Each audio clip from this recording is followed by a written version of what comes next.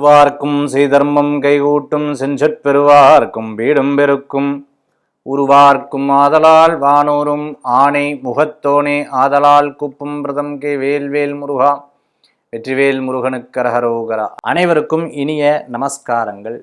அதாவது நமஸ்தேஸ்து மகாமாயி ஸ்ரீபீட்டேஸ்வர பூஜிதே சங்கு சக்கர கதாஸ்ய மகாலட்சுமி நமோஸ்துதே. நமஸ்தே கருடாரூபே கோடாசுரங்கார பயங்கரி சர்வபாப ஹரே தேவி மகாலட்சுமி நமஸ்துதே அப்படின்னு மகாலட்சுமி அஷ்டகத்தில் சொல்லப்பட்டிருக்கு.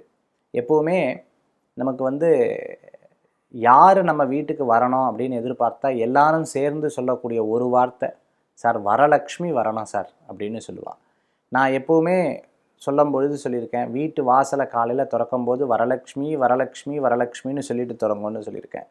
உலகெங்கும் நான் போகும்பொழுது, இன்டர்நேஷ்னலி நான் ட்ராவல் பண்ணும்பொழுது அந்த இடத்துல அவங்க சொல்கிறது, சார் நீங்கள் இதை சொல்லி கொடுத்தேன், நாங்கள் டெய்லி காத்தாலாம் சொல்லிகிட்டு இருக்கோம், உண்மையாகவே எங்கள் வீட்டில் மகாலட்சுமி தேடி வந்து செல்வ செழிப்போடு இருக்கோன்னு சொல்லும்போது மற்றற்ற மகிழ்ச்சி.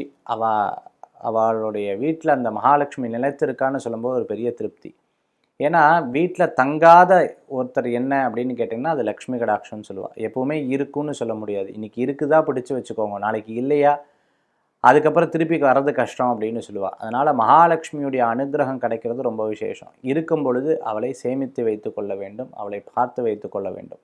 அதனால் இந்த வரலட்சுமி விரதம் ரொம்ப விசேஷமாக கொண்டாடுவாள். வரலட்சுமி விரதம் பெண்கள் வீட்டில் வழிபாடு பண்ணக்கூடிய அற்புதமான விரதம். இந்த விரதம்னு எடுத்துக்கொள்ளும் பொழுது விரதத்தினுடைய மகத்துவம் முக்கியத்துவம் நம்ம பார்க்கணும். விரதம்னா என்ன? சில பேர் பட்னியாக கிடக்கிறத விரதம்னு சொல்லுவாள், அது இல்லை. சில பேர் என்ன சொல்லுவான்னா வைராக்கியம் கொண்டது தான் விரதம்னு சொல்லுவாள். இப்போ ரெண்டாவது சொன்னோம்ல, அதுதான் முக்கியம். நான் ஒரு காரியத்தை நிலைநிறுத்துறதுக்காக வைராக்கியமாக இருந்தேன் அப்படின்னு சொன்னால் அதுக்கு பேர் விரதம்னு பேர்.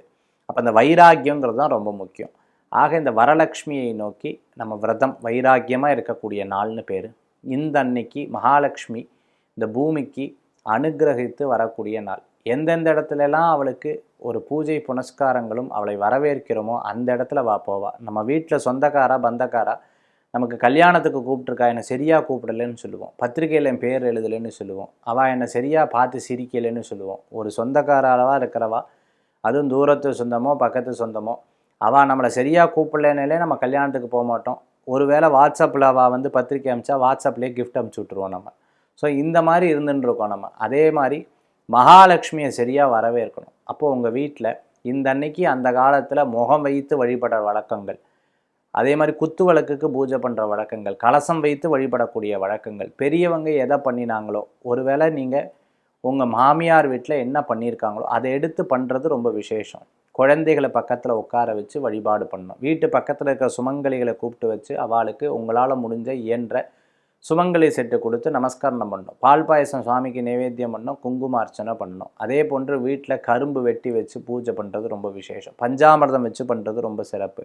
அதே போன்று காசு வச்சு அர்ச்சனை பண்ணுறது அதனுடன் சிறப்பாக இருந்து கொண்டோம். கடைசியில் எல்லாம் முடிஞ்சதுக்கப்புறம் அம்பாள் பெல்ல 2 கீர்த்தனை பாடி அம்பாளுக்கு அழகாக மஞ்சளில் நம்ம ஆரத்தி எடுத்து வழிபாடு பண்ணி நம்ம நமஸ்கரணம் பண்ணி அந்த குங்குமத்தை தினந்தோறும் நெத்தியில் இட்டுக்கொள்ளும்போது வீட்டில் சௌபாகியமும் வரலட்சுமி இருந்து அனுகிரகிக்கக்கூடிய நாளாக இந்த வரலட்சுமி விரத நோன்பு இருக்கிற வழக்கங்கள் இருக்குது. இது அந்த காலத்திலேருந்து பண்ணக்கூடிய முறைகள். இந்த ஆடி மாதத்தில் நம்ம வரலட்சுமி விரதம் யாரெல்லாம் இருக்காளோ அவள் அந்த வீட்டில் மகாலட்சுமி குடிகொள்வா. மகாலட்சுமி அவளுக்கு நல்ல அனுகிரகத்தை தருவாங்கிறது தான் உண்மையான விஷயம். ஆக வரலட்சுமி விரதத்தை நீங்கள் மேற்கொண்டு உங்கள் வீட்டில் எப்பவுமே வரலட்சுமியாக அனுகிரகம் பெற வேண்டும் என்று பிரார்த்தனை செய்கிறேன்.